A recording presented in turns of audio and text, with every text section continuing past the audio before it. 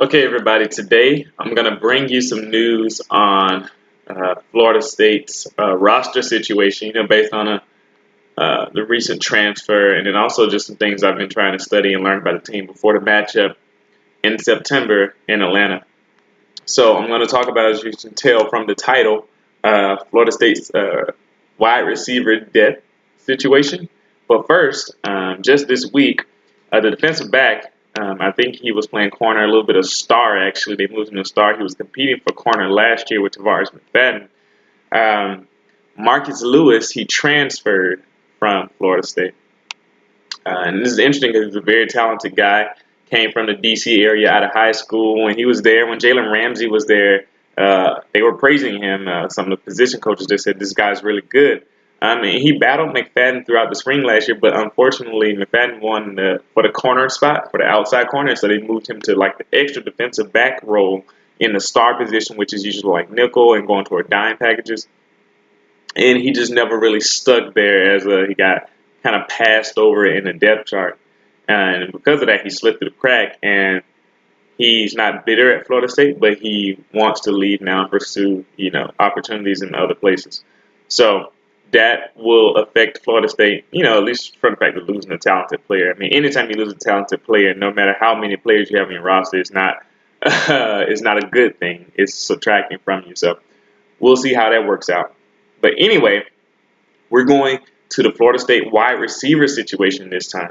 So Florida State at the end of the season had 5 scholarship wide receivers left. And this is after, Travis Rudolph, who was one of their leading receivers last year, who was the leading receiver, I believe, he declared for the NFL draft, and went to the NFL this year. So after he declared, that left Florida State for this upcoming season with only 5 scholarship wide receivers total on the roster. They had lost their 4 leading pass catchers from last year. The leading receivers were, of course, Rudolph, Jesus Wilson, Kermit Whitfield, and, of course, Dalvin Cook, who was the running back. So Cook, the running back, was the 4th leading receiver on the team. So they lost their 4 leading receivers, and they have everyone who is returning. Only 2 of them, out of the 5 people who are returning, only 2 of them, which is Alden Tate, who is 6'5", by the way, and Nyquan Murray, who's a smaller guy. Those are the only 2 with more than 5 receptions for their entire career. And they will be looking to step up as starters this year. Now, with that said, they won't only have 5 scholarship receivers this year. They did bring in 2 recruits, so they'll have 7 total wide receivers on scholarship for this 2017-18 season. The recruits that came in were the 4-star recruit, according to some sites, DJ Matthews, who's 5'11", 160 pounds, probably be looking to work in a slot. And they also have Tamorian Terry, who was like an undervalued recruit, who's a 3-star. And his rankings kind of boost when Florida State offered him. But he's 6'4", 208 pounds. So he's looking like a big, deep threat. And there's a lot of good talk about him. A lot of people talk about how talented he is. He was just kind of overlooked coming from a small area. So they'll see how that works out. But that only leaves them with 7 scholarship wide receivers. Now, like I said, Alden Tate and Nyquan Murray will probably fit in as starters, as you saw them in the spring game as well. And I talked about this in the spring game.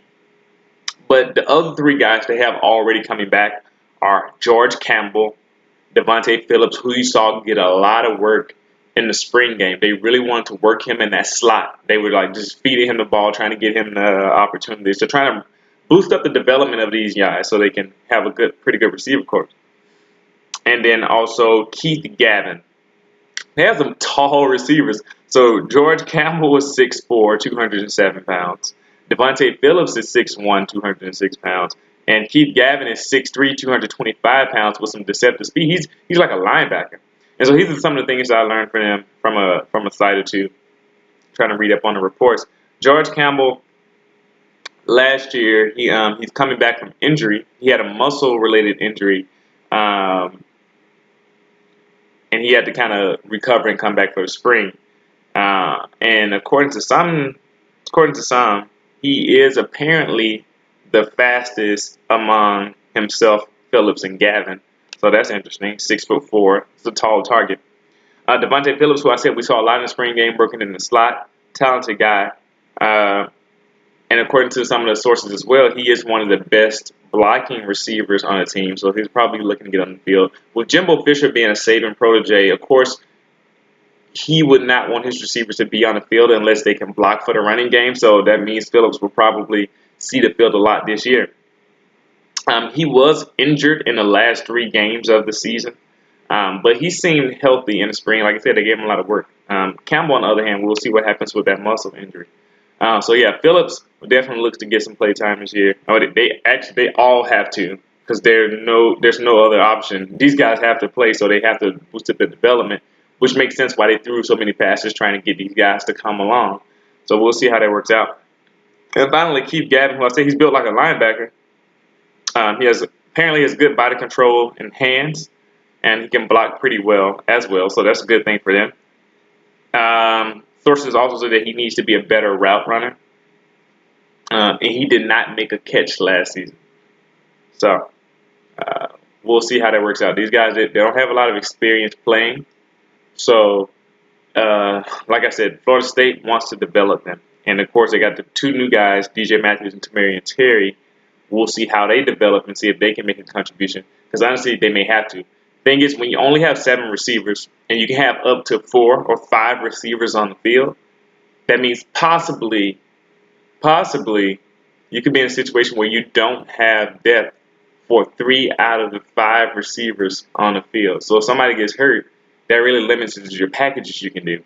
So, but the thing about Florida State, they run a pro-style system. As I said in the spring game, they use a lot of fullback, running back, 2, 3 tight ends sometimes. So they're going to limit the amount of times they probably have to put so many receivers on the field because, like I said, 1 injury or 2 severely limits the way you can diversify your offense, who you can put on the field, and where you can put them on the field.